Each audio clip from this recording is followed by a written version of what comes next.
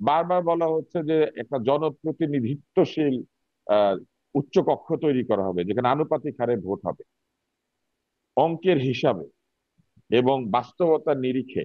বাংলাদেশে কি আওয়ামী লীগের কোনো ভোটার নাই?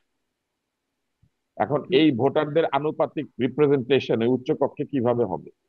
আপনি যদি এরকম একটা অবস্থা তৈরি করেন যেখানে তাদের মার্কায় বা তাদের দলকে তারা ভোট দিতে পারছেন, সেক্ষেত্রে আপনি কি ওই 10%, 20% বা 25% তাদের রিপ্রেজেন্টেশন কি উচ্চ কক্ষে থাকলো? দ্বিতীয় প্রশ্ন আছে, ওই উচ্চ কক্ষে যদি এমন কারো প্রতিনিধিত্ব হয়ে যায় যিনি 5% ভোট পেয়েছেন, এটা তো একদম কলমে লিখে দেওয়া যেতে পারে যে তার চাইতে পতিত স্বৈরাচারের সমর্থকের সংখ্যা বেশি বাংলাদেশে।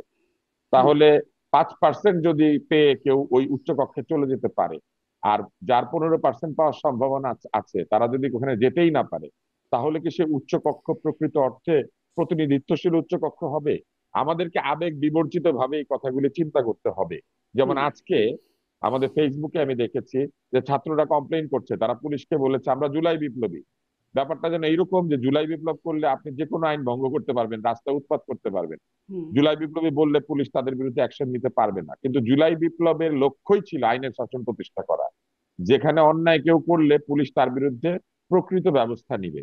বলে জুলাই বিপ্লব জি। কি আপনাকে আইন অমান্য করার অধিকার দিয়েছে? এই যে অ্যানোম্যালাস বিষয়গুলি এবং এগুলিকে লজিক্যালি না দেখার একটা চিন্তা, এটা কিন্তু ওই আগের সরকারের মতো আবেগ দিয়ে চলার চিন্তা। সবকিছুর মধ্যে চেতনা, চেতনার ফিল্টার, ওইরকম আবার নতুন চেতনার ফিল্টার তৈরি হচ্ছে। এক জি, চেতনার আমি ফিল্টারের এই পরিবর্তে বিষয়গুলোতে একটু আরেক জনাব চেতনার মোশাররফ ফিল্টার হোসেনের কিন্তু মতামতটা আমরা নিতেই চাই। চাই নাই। ভোটার